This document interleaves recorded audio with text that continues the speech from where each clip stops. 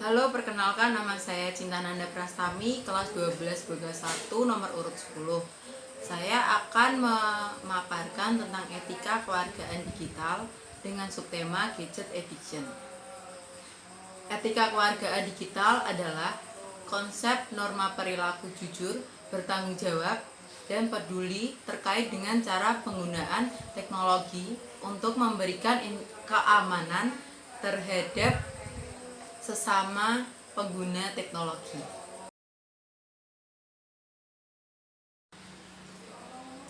Apa yang dimaksud dengan gadget addiction? Gadget addiction diartikan dalam bahasa Indonesia adalah kecanduan gadget. Gadget addiction adalah fenomena budaya perbudakan oleh gadget itu sendiri. Misalkan kita orang zaman sekarang atau kita sebagai orang selalu bangun tidur itu selalu mencari handphone, entah itu untuk mengecek email, tugas-tugas yang diberikan oleh guru, ataupun mengecek sosial media kita yang lain.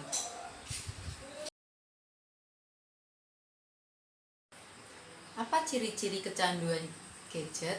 Ciri-ciri kecanduan gadget yang pertama adalah sering merasa tidak nyaman jika kita tidak membawa gadget.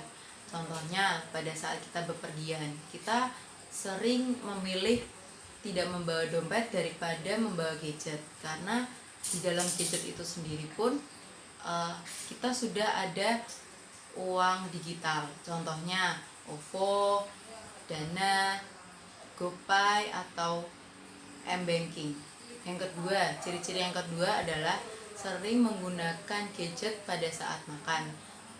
Contohnya juga itu ketika kita makan, kita sambil membuka handphone, membaca chat, atau bahkan menonton YouTube dalam gadget itu. Ciri-ciri yang ketiga adalah sering memeriksa notifikasi, padahal HP kita itu sendiri pun tidak berbunyi menandakan bahwa ada notifikasi yang masuk. Yang keempat, ciri-ciri yang keempat adalah sering bermain gadget padahal kita itu sedang sibuk. Contohnya kita sedang mengerjakan tugas, tapi kita malah asyik bermain gadget. Apa saja dampak fisik kecanduan gadget? Dampak fisik yang pertama adalah masalah pada mata. Masalah pada mata diakibatkan karena kita selalu menatap layar HP, layar gadget dengan lama, dan itu menyebabkan otot mata kita menjadi tegang.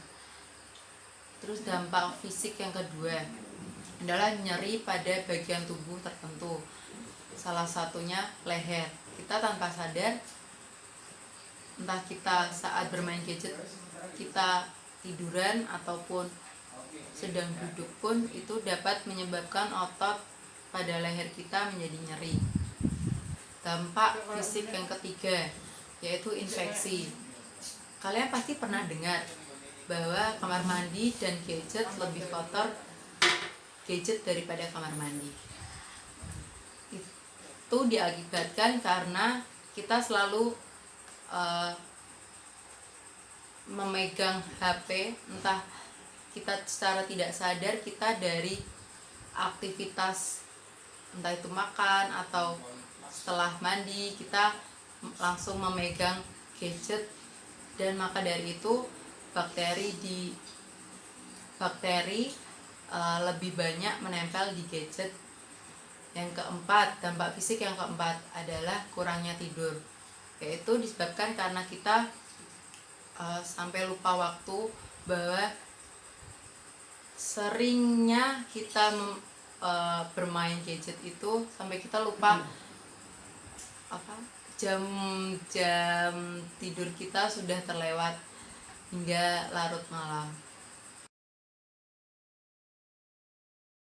Selanjutnya ada dampak psikologis. Selain dampak fisik, kita ada dampak psikologis kecanduan gadget, yaitu dampak psikologis yang pertama adalah sering marah ataupun mudah panik.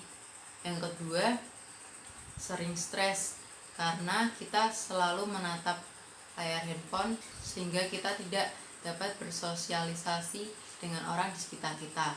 Yang ketiga adalah sulit fokus atau tidak konsentrasi dalam kita belajar ataupun bekerja. Yang keempat ada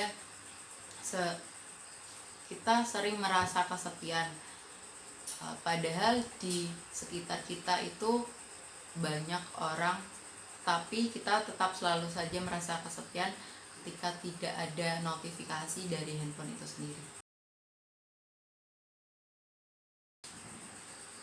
Selain dampak-dampak pada penggunaan gadget, ada juga tips bijak dalam penggunaan gadget. Tips yang pertama, pada saat kita berjalan atau kita mengendarai sepeda motor, sebaiknya kita tidak membuka gadget itu agar tidak membahayakan diri kita maupun orang lain. Jika memang kita sedang berjalan atau mengendarai sepeda motor ada notifikasi, kita dapat menepi terlebih dahulu sehingga tidak menyebabkan kita untuk membuka HP ataupun membalas chatting pada saat kita berkendara dan berjalan. Tips yang kedua, pada saat kita makan atau berkumpul dengan entah dengan keluarga atau dengan teman, kita tidak usah membawa gadget itu agar kita dapat bersosialisasi atau berbincang-bincang dengan teman ataupun kerabat lainnya. Yang ketiga, kita membatasi penggunaan gadget itu sendiri, entah dalam 2 hingga 3 jam per hari. Jika memang kita memerlukan gadget setelah waktu yang ditentukan itu, kita dapat melontarkan atau mengalihkan itu dengan kegiatan yang lain seperti olahraga ataupun sebagainya. Yang keempat, kita membatasi pada tempat-tempat tertentu. Contohnya kamar mandi, kamar tidur, ruang makan ataupun ruang keluarga.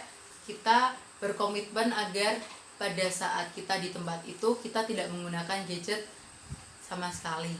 Yang kelima, jangan menggunakan gadget pada saat kita mau tidur, karena itu akan menyebabkan kita selalu membuka gadget hingga larut malam. Ya, itu penjelasan tentang gadget addiction dari saya. Informasi atau gadget itu memang penting, tetapi jika kita menggunakannya dengan bijak. Jadi jangan lupa gunakan gadget itu dengan bijak dan dengan hal-hal yang positif. Sekian video dari saya, semoga bermanfaat. Jangan lupa like, komen, dan subscribe ya. Terima kasih.